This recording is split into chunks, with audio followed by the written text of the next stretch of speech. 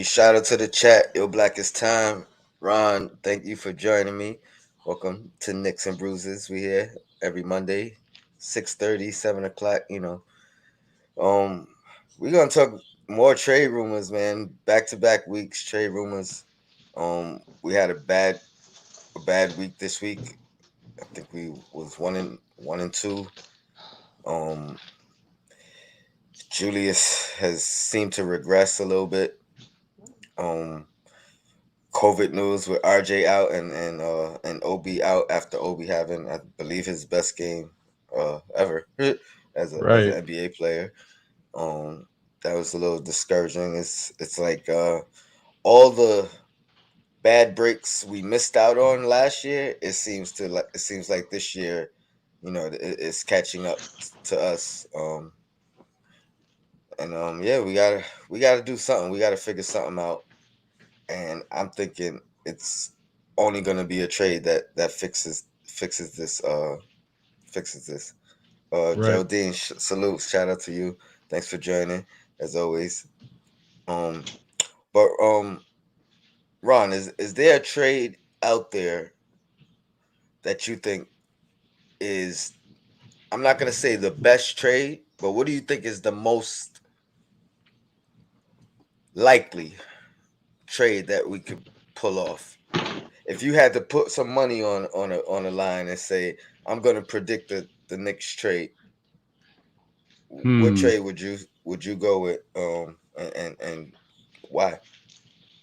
Well, uh, if I was trying to be realistic, it won't be Ben Simmons. You know what I mean? Like, and the other thing is, like, I don't quite understand everything that's going on with players who signed the extensions. I know that Randall signed his, and I know that what you guys were talking about earlier with Fournier being like a sign and trade situation. So I guess that's looked at as an extension as well. So that to me throws the biggest monkey wrench in everything the Knicks want to do. Like the Knicks seem to be every time they do anything, they're always behind. Like even with free agency, people jumped on it quick. They took the players off the market, and then the other guys re-signed with their teams. And then the Knicks had to kind of get the pick of the litter, which wasn't much. So I feel like this is kind of like it's going to be that same situation when they can't move assets because of limitations. Like I don't know, man. I would say something more realistic to me. I still don't know what Sacramento's thinking, but I think something like a Harrison Barnes and maybe picking up a player. Because I think no matter where you go, you're gonna have to take somebody's contract or somebody's player they don't want on the team. So I figure if you could get like a Harrison Barnes and maybe pick up Marvin Bagley, that could be realistic to me. Um, but And I and don't know. and what pieces do you think we would have to move to make that work? Well, I think if I take it in pieces, like for I'm gonna look at it like for Bagley, you could probably give them Knox and a draft pick of some sort. Doesn't have to be a first rounder. Um, but then when you're thinking about Barnes, you would have to give them maybe a first rounder, and then you got to probably give them Burks and someone else to fit the amount of contracts. I think Barnes is making almost 20 million. So Yeah, you need like a Burks and maybe a Noel or somebody like that. yeah. And I honestly, I think that might work. ideally, I think, like you said, if we weren't strapped and had to wait till February 3rd, It'd be ideally Fournier. we put, yeah, make Yeah. that swap. And I think it's a huge upgrade defensively. I think you could even argue it's an upgrade defensively from Bullock, and it's at the very least going to give you the same offense. Um, but again, now you're talking about a guy who's also capable of giving you 30, you know, any given game, not Right. every game, but any given game. You know what I mean? So I think that's a real good move. Um, but it doesn't. It doesn't solve the other problem, which That is is a which is fact. uh which is that starting point guard point guard move. But I like Barnes. I think I was asking for Barnes a few years ago. Um, I think I think his trade value is kind of leveled. It hasn't really risen, but it definitely hasn't decreased. Um, and I think a first rounder would get us him with the salary matches, of course. Right. Um, any moves at the point that you see, or even if it's not a trade, if you think we see Kemba coming back into the rotation, any I mean, right now we look like the starting lineup could change a lot with this COVID thing um going around. It seems like so. But any moves at the point guard position you see Um, as likely? honestly, maybe not. I think that in this situation, what's happening currently is out of necessity, and I just don't think that they're gonna do much. I don't think there's much change, and I also don't think uh, outside of Rose maybe continuing to do this because I think this might be something they need to do going forward. Like keep Rose in that starting lineup, have quickly come off the bench. I would still love to see Deuce a little bit, but who knows what's going to happen with that. But I also like the fact that uh, Tibbs is getting to see Grimes more. And I'm Hmm. not saying Grimes should be starting because when RJ comes back, I think RJ goes back into that starting role. But I like Grimes spelling him. I like that being the next. Like, at some point you got to say, look, Grimes got to play. He gives you enough value that you could say, I could use this guy. Why am I not using him?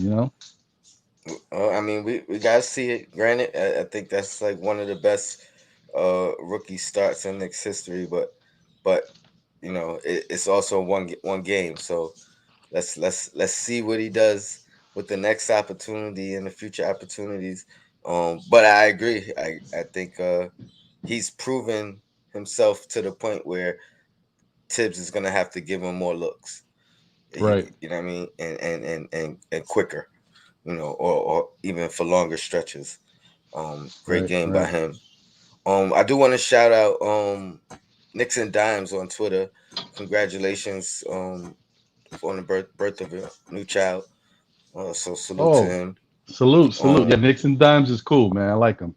yeah, yeah, for sure.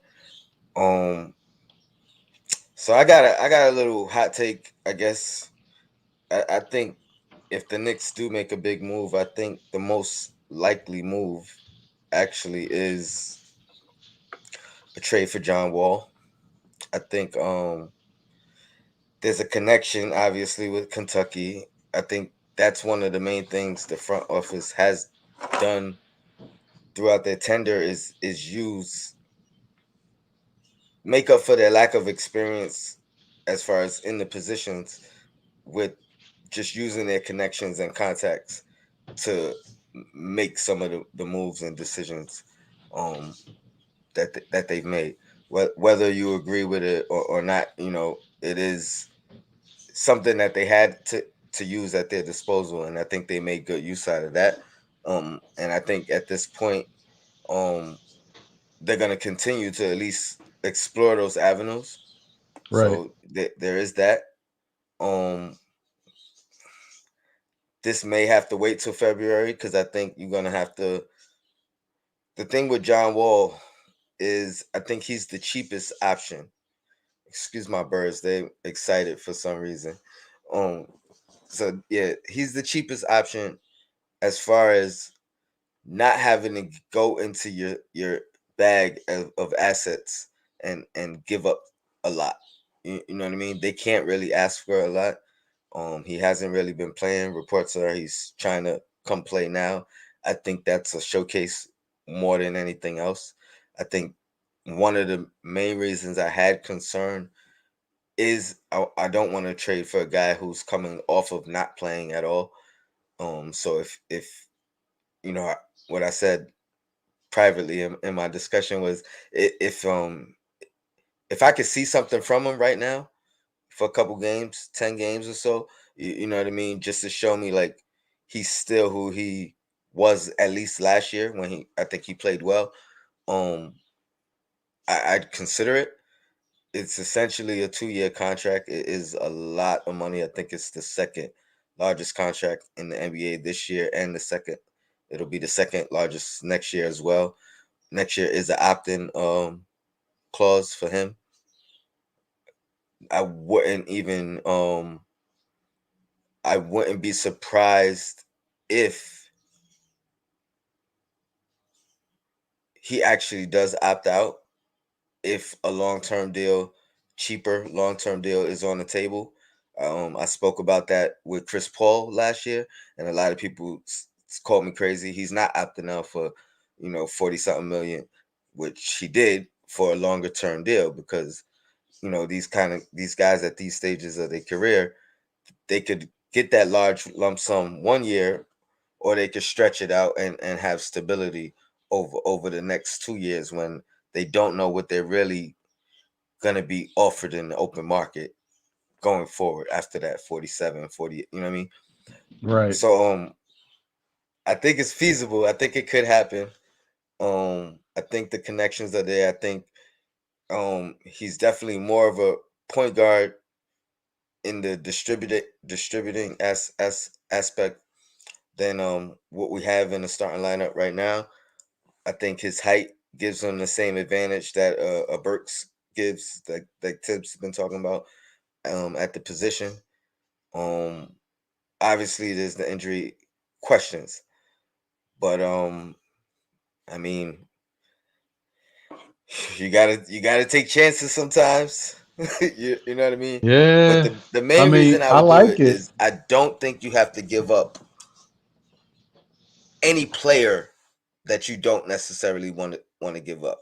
So all the guys that don't want to include a RJ, don't want to include a OB, don't want to include, you know what I mean? Like, I really think it's about matching salaries and giving them some draft capital, and I think that, that could get it done, and we basically have a complete team afterwards, and we're not talking about how do we fill this role, that role. Um, so yeah, what are your thoughts on that? It's a hot You know take, what? but It's not that hot. I mean, it's hot. It's a hot take, but it's not bad because at first when you said it, I was like, "Damn, that's a." When you say like a cheap option, meaning we don't have to give up that much in the sense of players and assets, but it's an expensive option because you got to match that contract. Um, it's tough, but the only reason why I really like it is because it's allowing the Knicks to match that 40 million basically type contract. You're gonna have to give up some players, right? And those players have to be of some type of veteran base that make enough money to kind of get you there. And when you're handicapped with Fournier, um, because you can't do anything with them. Randall's gonna be here. So that leaves you with guys like Knox, who's making 5 million, Burks around 10 million, Nerlens is around 9 million or so. But in essence, but then you still got to find another 20, or about there. So then you think maybe Kemba, right? that's 10. And then maybe that's where I get a little lost. I don't know who get to cover that last part, right? Well, But well, that's why I said you gotta wait till February, because I think you gotta include Fournier, and that covers almost half. You know what I mean? Almost half the contract, right there. Um, then you throw in the Kemba, that's about 25, right? Um, and then one of the bigs, so either Nerlens or Mitch. well, I think it's got Obviously, to be Nerlens Nerlens though, Nerlens because is Mitch making don't more. make anything. Yeah. Um, Knox, but basically, you only have to really give up the two acquisitions and another 10 million or so. You know what I mean? And then after that, you're dipping into the non-rotational player like Knox. You know what I mean? And yeah, I think you fill a void at point. You get a big guard, a guy who could fill the stat sheets. He's not a lockdown defender, but he's gonna be a plus in the sense that one, he can switch through three positions at least, and two, he's not going to be at a size disadvantage against any point guard really throughout the league. You know what I mean? And he has, I'm not gonna say he's a bad defender, but he's not a great defender. He's not a bad defender. You know what I mean? Like he's always been a solid defender. He gets steals. He plays passing lanes, things of that nature. Um, and he has that fight to go back at a guy. If if a guy Right, right. scoring on him, at the very least, he's gonna, what I mean, attack back. Um, Yeah, and and I just wanted to say I like it because having to match those contracts means you shipping players off this team. And that's what I really want. To be honest with you, I want the Knicks to get rid of some of these players so that other players can play can more. step in. Because Yep, I yep. think that's better. Yeah. And that is that is the other plus. Like you're getting rid of you're gonna open spots for Grimes, obviously. You're gonna open a spot for Sims. With the removal of Noel. And I like Noel. I'm a fan of him. I don't think he's overpaid. I think he needs to stay healthy, but that's beyond his control, really. You hope for health for everyone. Um, so yeah, I think that's definitely feasible. It's been some craziness going on. Shout out your co-host John in the building. Salute John, still Knicks fan. Paul Salute, my Allen, dude. salute. Sam Hoyt, salute. Um, yeah, I appreciate you guys. Drip more. Jay Boogie. Jay Boogie in the building. Hmm. Um, who else we got? Um, so yeah, there's been some crazy talk going on about trade Randall, get rid of Randall. And I heard you just say, you want guys off, and you wanted to open up opportunities for others, and that's been the biggest argument in the chat is trade Randall so Obi can start and play and blossom, and Nah, but I am I'm not okay I with am that not though. of that. Uh-uh.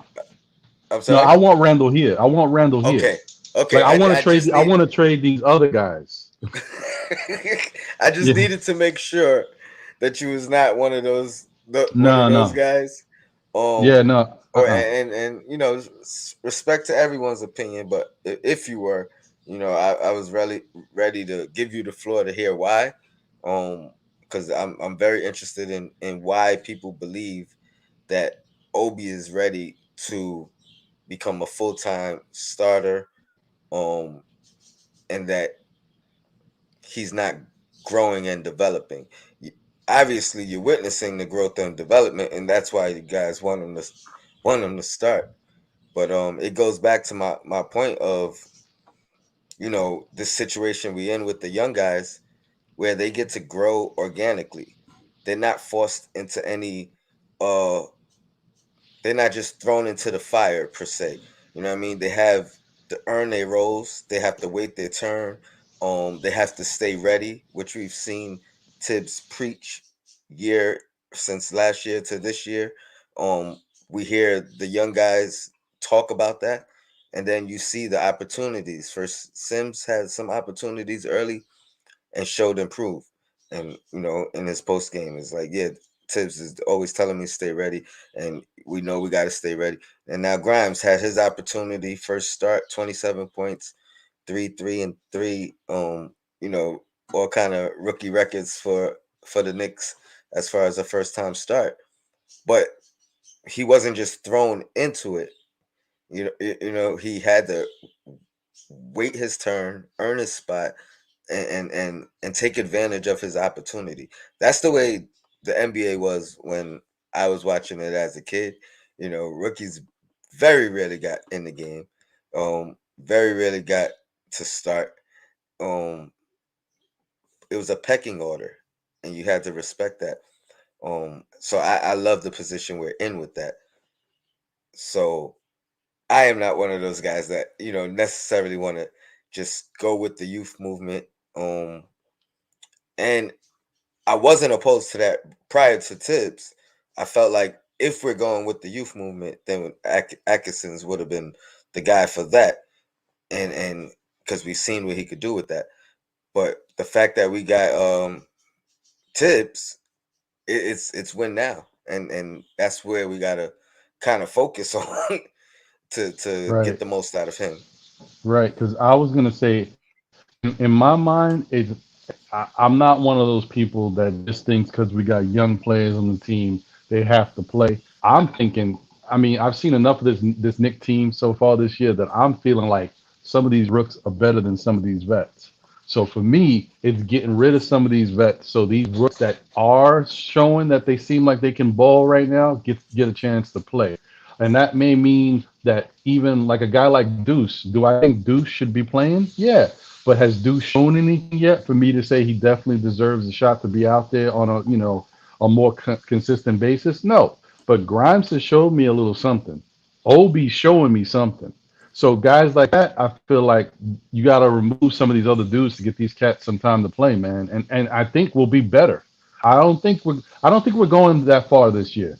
But I think with those young guys with a little bit more, they just play with more effort, more passion, and I just think give us a better chance to stay in some of these games. And the other reason why I don't want to get rid of Julius is because I don't think Julius is set up to prosper. I think he's set up to fail, not on purpose, but I think the way this team was built doesn't work for his game, and it doesn't work for RJ's game either. I think we got to get a floor general in here, someone who can definitely facilitate. It doesn't have to be a true point guard. It could be a Ben Simmons type, but it's got to be a guy who knows how to handle the rock and make shots easy for other people. Because Randall, that's not Randall's job, nor should it be his role. He can do a little bit of it, but it should stay there, like at a little bit. The Knicks got him doing too much, and he's being exposed because of it. So that's what I think. That's why I don't want to see Randall go anywhere, at least not yet. Yeah, I mean, I definitely don't want to see him move. I think Knicks fans, man, they could change their mind in a New York minute. If they first they hate you, then they love you, then they hate you again. um, and that's how it is. What do you think of do you think we're gonna turn this season around? Do you think it's going? Do we need to make a move for it to turn around? Yes, I think we can we start playing better basketball now, and maybe change what's been this current losing streak and start playing in better games and have better chances to win. We can do that right now. Yeah, if we play, if it's playing guys like Grimes, giving Obi the type of minutes he gave the other day, like 23 minutes. Whenever we get Obi back, allowing RJ maybe to facilitate a little bit and have the ball in his hands because he seems to play a little better when he does that. And also switching RJ to the two. Stop with this RJ at the three experiment, man. It's not helping him. If we do things like that, then yeah, I think we can play better and have chances to win games. But are we going to go anywhere and turn the season around necessarily? No, I don't think we can do that unless we make a move. Whether it is even if we can't find the point guard, if we could just bring in a 3 and D guy who can play on the perimeter, because our 3 point defense is horrible, Tony. It's bad, B. I can't. I hate looking at them sometimes because they're horrible. What do you remember when we traded for Rose? At what point Um, of the season?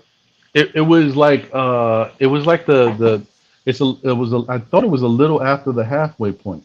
If but I could be wrong. I thought it was right after the All Star break, Right after if the I'm All not Star break. mistaken. Well, you know what? Not right after, but like right. No, it had to be right before because the All Star Right break right before. there is the trade deadline, right?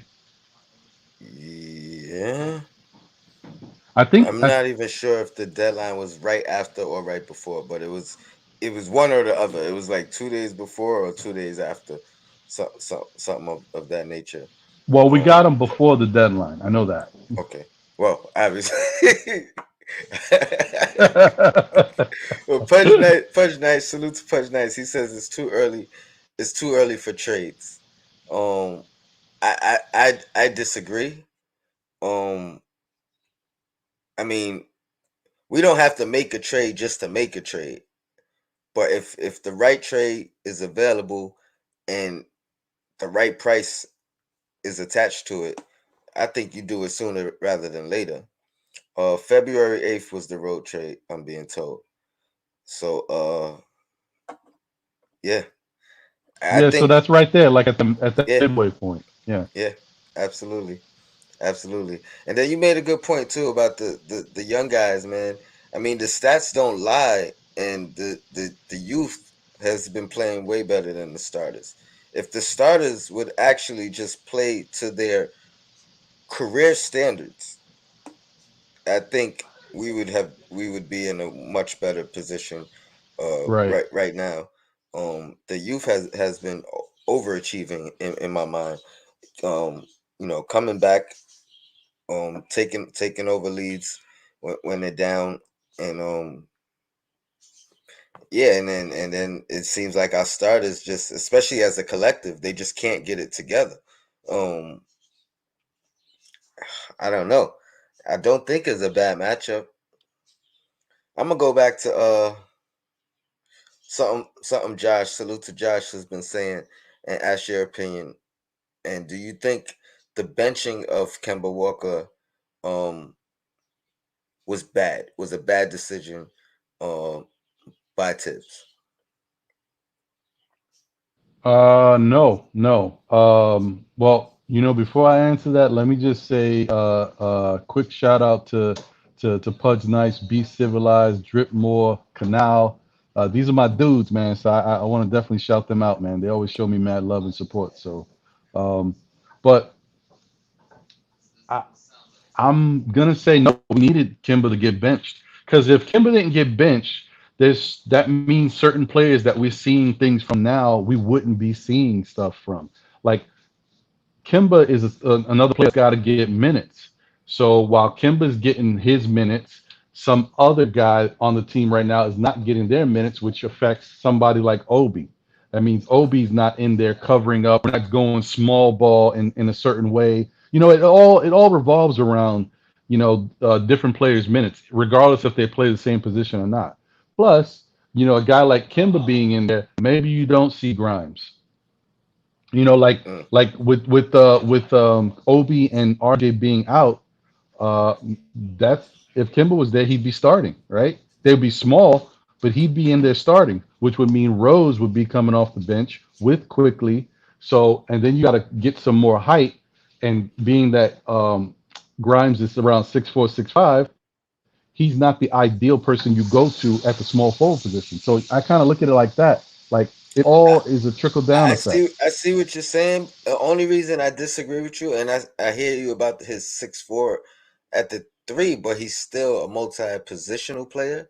So I think he gets his opportunity regardless of uh Kimba being benched. Um, I think he gets his opportunity either way. I feel like the right thing to do from Tibbs would have been give him the Alfred Payton treatment. You know what I mean? Where he might start and get 6 minutes. You know what I mean? He might start and get 12 minutes. Um, I think that would have been the better solution to where he's always having the opportunity to turn it around. I think one of the things that we had last year was that stability. As stubborn as we all thought it was, you know what I mean? Like every single one of us was like, "Why is Alfred Payton still starting?" And it was, I mean, granted, defense had a lot to do with it, yes, but stability is priceless. You know what I mean? That doesn't show up on the box sheet. And I think it just threw me for a loop coming from Tibbs to go from starter to out of the rotation, skipping a step. That's another thing we didn't see from him last year. You leveled down with Tibbs. You had to work your way. into situational, and then you had to work your way back up to wherever you know what I mean ended up being. Um, so it And was you it know was what? definitely Not to cut you off, but I am cutting you off. I hate when people do. Everybody, you know what? Don't take offense, but I'm about to offend you. No, but no, but yeah, right. You know what I mean? But that just shows it's I feel bad, and I know that there's a lot of fans that don't like what happened, but it's an indictment on Kemba that Tibbs felt like I not only can I not have you in the starting lineup, I can't even put you with the bench mob because I just don't think you fit in that role with them. He had to do this because I mean, and that's Kemba's fault. Like it's nobody you can't blame anybody else but Kemba for that. Like there's questions and issues that you can say you can point to Tibbs, like that's Tibbs' fault or that's Randall's fault or whoever. In this case, Kemba not only was he playing horrible defense, I mean horrible defense. Um, he could get charged here and there, but for the most part, it was just a revolving door. But his offense was slacking too. Like he was struggling on offense too. yeah. The numbers were astounding when I seen them, and you know what I mean, like really like just gave him a look.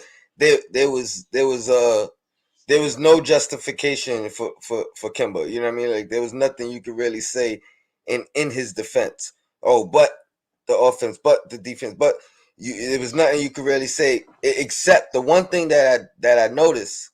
Um, and to me, like I've mentioned it a few times, but nobody seems to give it any credence. And to me, it's huge. Is that he only played 9 minutes this whole season without Julius Randle. 9 minutes without Julius Randle on the floor with him. Wow. And this is not an indictment against Julius Randle, nor is it an indictment against Kimba. It's you know what I mean. Like when I look at the numbers, everything was negative, negative, negative. But that was the one thing that stood out as to okay, why not look at what he looks like with without Randle? You know Good what I point. mean? And it just threw me for a loop. Um, and even Tibbs saying, he views Kimber as a starter, and I mean, that sounds okay. And again, we don't know the behind the scenes, we don't know the conversation between him and Walker. But unless they had that conversation, and Kimber's saying, "I want to start, or I rather not play," I don't think that's something that a coach should really be like. Like it's frowned upon if a player does that, right? Right, right. I don't want to. If I'm not starting, I don't want to play because that's essential. You know what I mean? So if it's frowned upon for a player, why would it be okay for a coach to say that is his viewpoint? Um, so it was just tricky to me. And But you again, know what? That could have happened, Tony. That could have happened. okay, it could have, Behind closed doors, Kimba could have yeah, told, listen, look, you know what? I understand the situation. If it's not working, it's not working. I'm going to be a soldier. I'm not going to say nothing negative in the press. I fight for my team. But, when there's an opportunity for me to go somewhere else, because I still think I want to be a starter in this league and stuff like that. Maybe Kimba did that. And there's nothing wrong with him doing that. but I don't think he did. Because Mm. I've been paying attention. Like he hasn't spoken much. But one of the few things when he was asked about it, not that in particular, but his response was, of course I want to play, and to go from to not playing at all. Like he said that, but it's not my decision. Like everything he said was positive. Thank God it's Kimba that this is happening to, and not you know what I mean. Not pretty much anybody else, because I mean he's a true professional. That's Yeah, one of the I can only expect this from Kimba and RJ. Anybody else, I yeah. don't know. but, but yeah, that's the one reason why I disagree. I mean, I don't think they had that conversation because I think Kimber, not saying he would have said that, but his comments would have been different. You know what I mean? and there was nothing wrong with his comments. I was just reading paying real attention. Um, be civilized. What is happening in Houston with the Rockets? Dudes want to be a starter, and the Rockets is telling him no. It's all about the young guys. Um, yeah, but that's also come out publicly. Right, right. That's the difference. I mean, it happens, but it never looks good for the player. You know what I mean? Mm. It's always frowned upon. Yeah, and I think it was Minus Trill had said in the chat about the whole thing of us being able to see Knox out there the other day, and him, kind of basically showcasing his talent. Like Knox still looks like he can play in this league, man. I mean, he doesn't when he plays out there. He's the type of guy like Knox needs to play minutes in order to be comfortable. You can see he can still shoot. The shot is still there.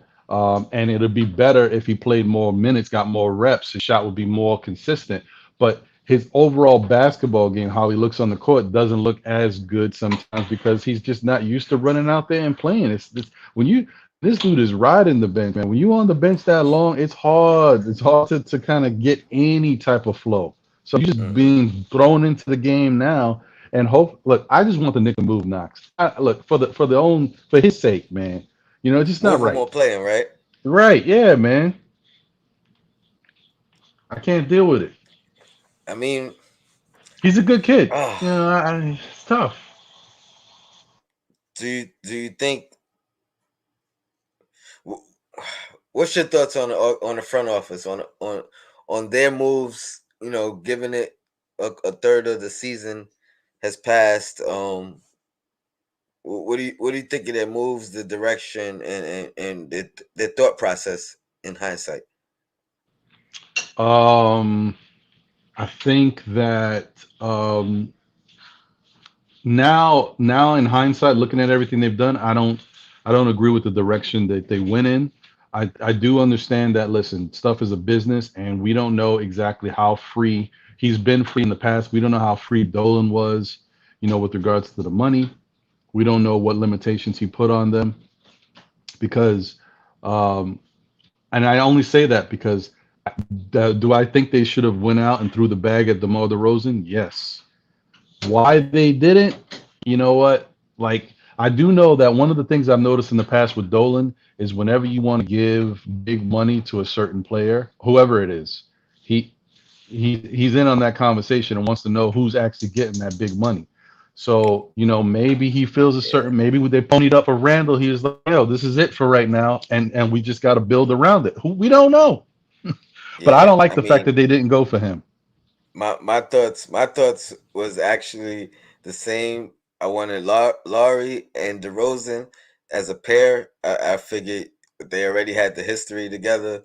You get one to convince the other, and you know talk about if you take away the Cavaliers or if you take away LeBron James, Toronto would have pretty much dominated the East during that whole era. Like they continuously lost to whoever LeBron was playing for, who Yeah. who ultimately ended up winning the majority of times, or at least winning the East. Um. So yeah, I agree with you. I think that also would have put Randall in his natural uh pecking order at this juncture of his career. Um and that goes to one of the biggest problems I think is the issue this year. Um we have no pecking order. Like Julius Randle is the clear number one, obviously, based off of what he did last year for us. But then after that, you don't know who's the number two, who's the number three, who you know what I mean, who's the number four. I think the most, I mean, even the starting line, the most consistency has been the bench, and that's including Randall. Like the bench Right. has been more consistent than Randall, but I think that's one of the main issues that's causing everything to kind of crumble. There is no pecking order, and it's kind of falling all on Julius because of that. Like a lot of people earlier was telling me, Josh in particular, people have to step up on their own. You know what I mean? Don't worry about stepping on toes and be that alpha on the court. And I'm starting to concur with that thought a little bit, especially if that's who you are. I said that I agree with that point about Kemba. Early on, I thought that was one of his problems. He was kind of trying to just be a teammate rather than being himself and let the team adjust to who he is. Um, I don't know if that's what Fournier's doing, but either way, there's no determined pecking order in this on this team, and it's killing us, Yeah, I mean, and we got to you fix that. you got a guy in Fournier who's definitely not playing like a number two, and you got a guy in RJ who's not playing like he wants to step up and be that number two. Even though, I mean, if you look at his game and his skill set and the different things he's worked on, he can ascend to that number two role, but this is not happening. And then after that, that's it. Like, because we already know what's happened with Kemba, and then everybody else is who's of that type of value is on the bench, and it's just a different. It's different. So yeah, this team is in trouble when it comes to that type of stuff. And as much as I love Obi, and I say it's Obi season for everybody in the NBA, give this guy a chance to play. He's gonna do some nice things. Obi's not ready for that level of prime time yet. And listen, as good as Obi will be or can be, he's never going to be as good as Julius Randle can be. So you kind of got to look at it for what it is. Obi can get better, but Julius already has a really good skill set. He can do so many different things. Just right now he's struggling because his team is struggling. No direction, man. Yeah. I don't know if that's a fact though. I don't know if Obi. I think Obi can actually. I mean, it's the potential. He can become a better player than Randall. I think I don't know. it's really about leaps and bounds. I mean, there's people that argue he's better now. Those people are crazy. Like, but could he be? I think he could. I think learning from him is the best thing for him. To be honest, like a guy who kind of had to work his way into where he is today. I think the work ethic is what's gonna make or break Obi long term. Anyway. And how long he keeps it. Um, I brought up a crazy discussion with Sim about why people are so high on Quickly and Obi as opposed to like uh, a Randall and a RJ at times. And it's like Obi and Quickly, they have like the wow factor in their game where RJ and Randall don't really have that. Like Obi, he's above the rim, right? You know what I mean? Like he's gonna give you some amazing plays that's gonna have you screaming and going crazy.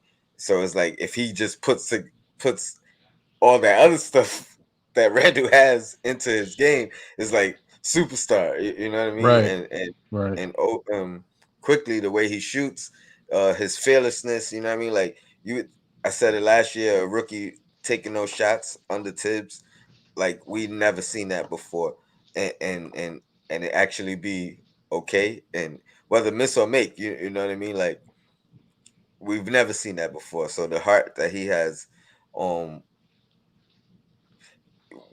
if we could just see some of that. I mean, obviously, the athleticism is a God given gift, so you're not gonna see that develop over with RJ and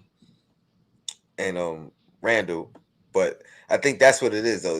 They have that wow factor where people are just they excited to watch them play. Where RJ and Randall are like blue collar. You know what I mean? They're gonna just Mhm. work hard. You know what I mean? Work just work hard, and you know what I mean? Like that's the big difference between them. Um, but I don't know if without the wow factor, I don't know if anybody's gonna ever see Randall as a, a one option or a superstar. No, the only thing I would say that gives like to me. Well, plus I don't think we're seeing the best Randall this year anyway. I think the better Randall was last year. Um, and he also didn't have his the responsibility wasn't as high on him. He was out there playing ball, doing what he was doing. This year, he's got more responsibility because of the way the team dynamic is. Plus, he's still dealing with the ghost of the past, like his playoff situation. He's still rebounding from that because he looked bad, and then people started to judge him differently, and it kind of put a bad taste in their mouth about ruined his really good season that he had because then people are starting to say, oh well, he's not playoff Randall, he's not clutch, he won't be this guy, and he's definitely not a number one, which I can understand that. The only thing that I will say that gives Obi a little bit of a chance to be as good or close to as good as Randall, maybe better, but that's going to take some time and a lot of reps and practice is his IQ. Because maybe Obi makes better decisions with the ball than Randall does, and he's quicker with those, in the decision making process. Thank you. Yeah, yeah. I mean, that's a leap. That's a leap from last year where he didn't make quick decisions and he kind of seemed lost out there, playing and play out. Um, Von Allen says he's watched Obi and Dayton. Tom is using Obi completely wrong. He won College Player of the Year because he had a point guard. Rose and quickly make Obi relevant. Um, I think they're both suited to play with Obi. I agree with that. Um, but it seems like it's two different arguments there. If if Rose and quickly are making him relevant, then how is Tom using him wrong? Because that you know what I mean that's who he's playing the majority of his minutes with. Yeah, I Um, guess if he's just trying to say that maybe they could be using him even better, and he could be doing even more for them. Maybe that's what he's getting at. Look, Ghetto Intellects in the chat.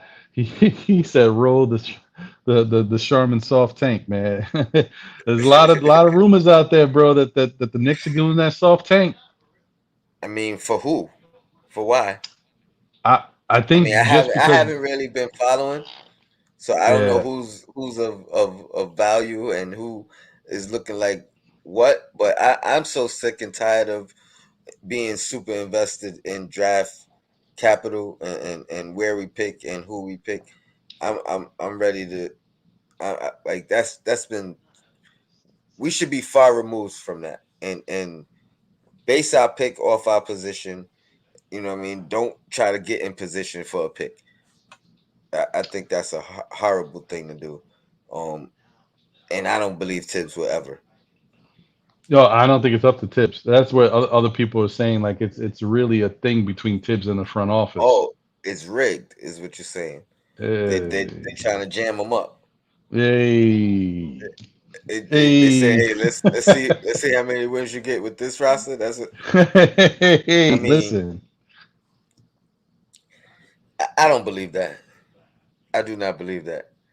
I think early on we were saying how savvy the moves were from this front office, and I still think as bad as these guys are playing, and even with Kemba out the rotation, I think there's still valuable contracts that can be moved and can be used as assets.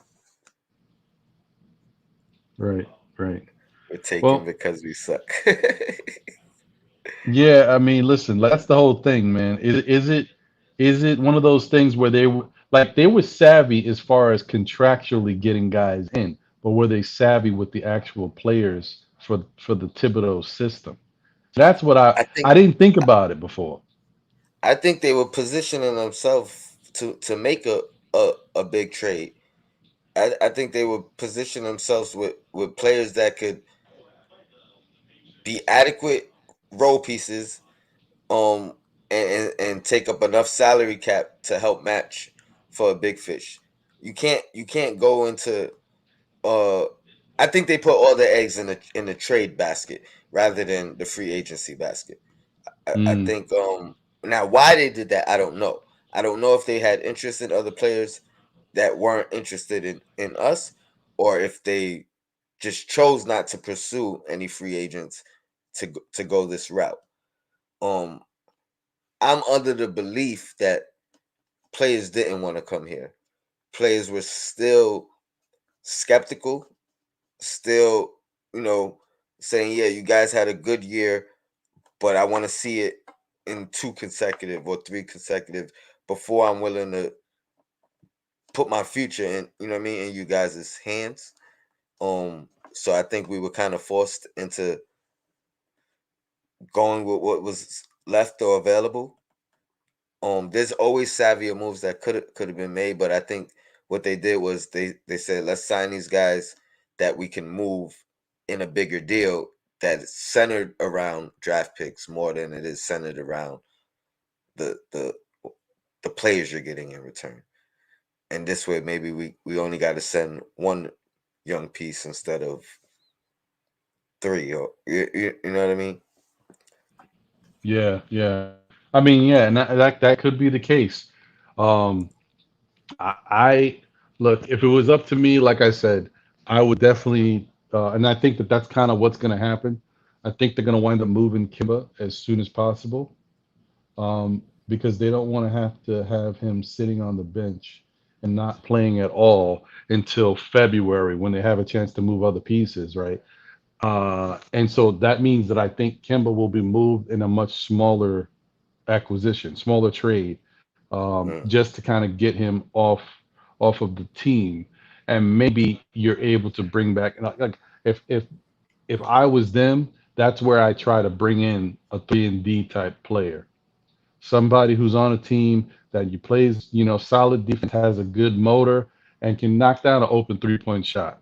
Um, I don't know who that is at the moment because there's a lot of players that are out there that are like that, but I see how they're valuable to the teams they're on. So I Yeah, don't know that's how what I was you gonna can say. get That them.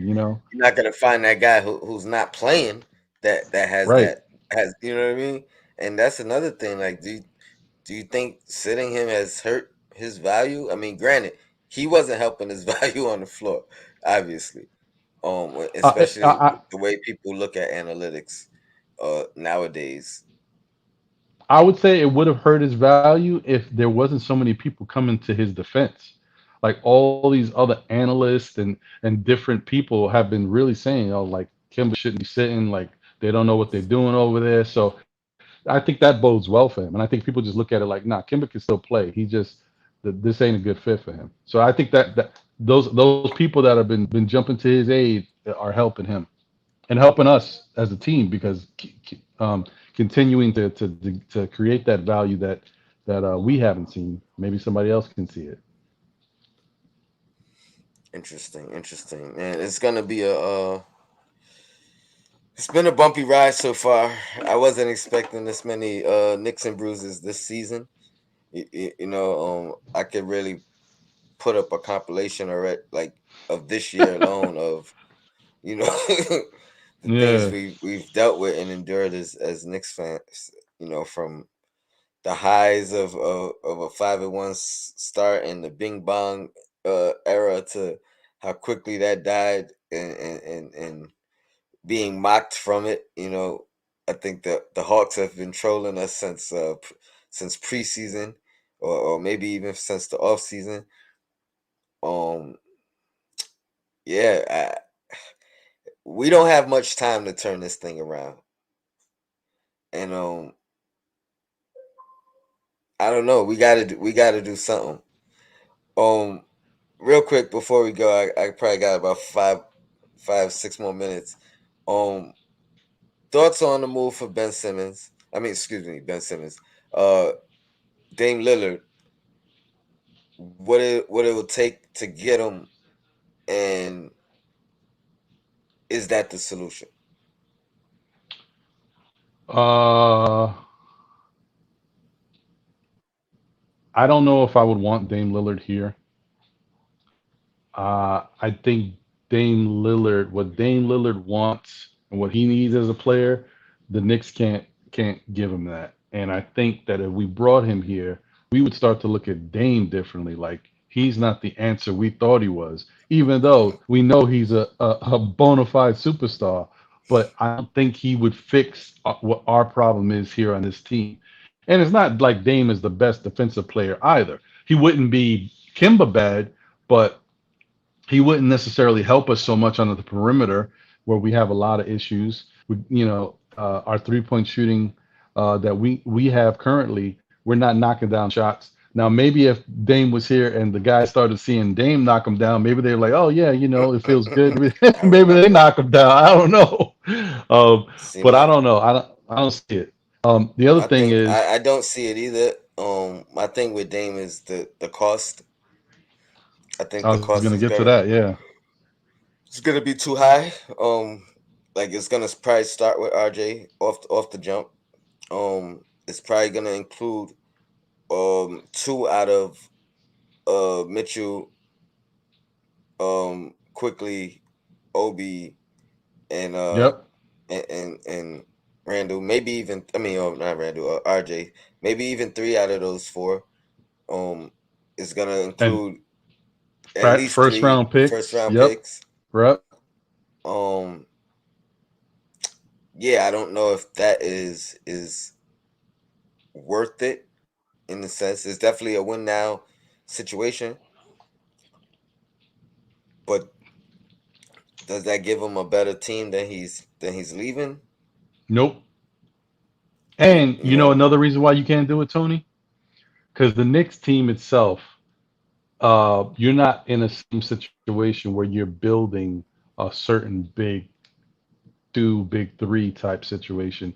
Whereas when when um, when Bosch and LeBron joined Wade, Wade was a monster. You know what I mean? Like you Mm-hmm. felt like people could look at Wade and say, you know what, you can win with Wade. You just need to put people around him. It's not like when I had another example that I just lost, but whatever. With Kawhi, um, when the Toronto Raptors already had good players in place, but for whatever reason with DeMar DeRozan, they couldn't get over the hump. So you know what they said? Let's actually look at a different player that can give us a different type of hunger and aggressiveness on defense and all this stuff. And just bringing in Kawhi made the biggest change to that whole dynamic. With the Knicks, it's Randall, and people don't think Randall's a number one. So how can you go out and get a number one, put him with Randall in this situation, but he's not a Kawhi number one. He's not a LeBron defensive number one. Mm-hmm. He's an offensive number one. So you still Mm-hmm. have other holes you can't address like that. Like it all matters about your personnel. Yeah, I agree. I agree. Yeah, I'm not a fan of that move, and it's like I said, it's simply because of the cost. If there was a way to get them cheaper, I would be inclined. And again, just to reiterate, that's why I think the John Wall trade scenario is the most likely scenario. I think we can actually dictate what we're giving in return. I don't think the asking price is much. I think it's more of, if not coming off the salary as a whole, like, because they may have to take back something longer term to Hmm. do it. I mean, we have the pieces to make it match with where it's not longer term or it's shorter money per piece longer term for the same 2 years. You know what I mean? So Right. we can do it any way we choose, but we dictate the trade in this aspect. You know what I mean? We determine the players we keep. We determine who has the value to make this still a complete team at the end of the trade. Um, and again, when I say cheapest option, I'm not talking about how much money he makes. I'm Right, talking right, about right. the return, the return, Yeah, the and actual who we're right, willing to right. part with. Yeah, and actually a Um, trade that might actually it could happen because they're willing to move him and not they're not you know say as value for value based as Philadelphia hmm may be for Ben Simmons. Yep. I think they're in a clear rebuilding mode. I think draft picks always help that kind of team. I think they want to rival uh OKC in accumulating draft picks, but maybe putting out a decent product along the way. Um, and no matter what, I don't care what team you are. If you're tanking, if you're rebuilding, you need veterans on that roster. You need Right. some older guys to show these younger guys how to be a pro. You know what I mean? How to eat, what to avoid off the court, all those things. So, veterans are always going to be valuable in their roles, other than on court production. Um, but on Yeah, court as well. I agree. So yeah, I think that is definitely the. I think that's gonna I think it's gonna happen. To be honest, I think that's the route they're gonna end up going. I think they've been using their connections any which way they can, and I think he fits that bill. And then once I heard he wants to play, I Hmm. think he's becoming. Well, I think their point guard, their rookie point guard, just got injured. So I think this is where he's like saw opportunity to get on the floor, and I think the Knicks want to see him on the floor before they make that move.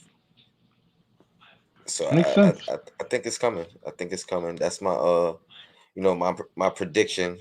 I may be wrong, but I've been thinking about it for a week, and I think I had to put it on air.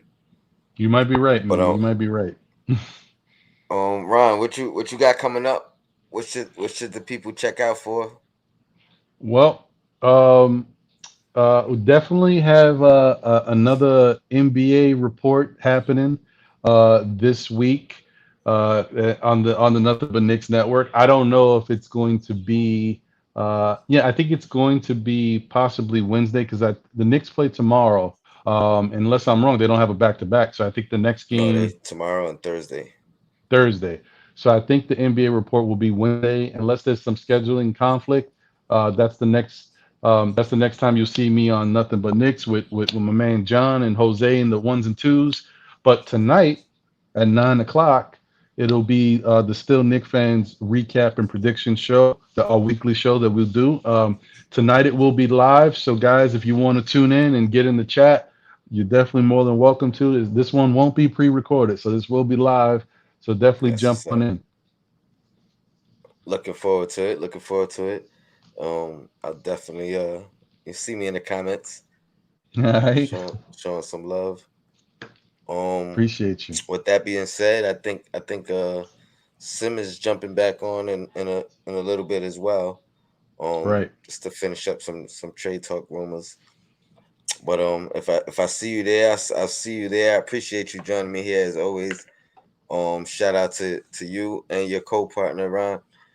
Um, Ron and John, still Knicks fans. Knicks and bruises. Your blackest time. We out of here, B.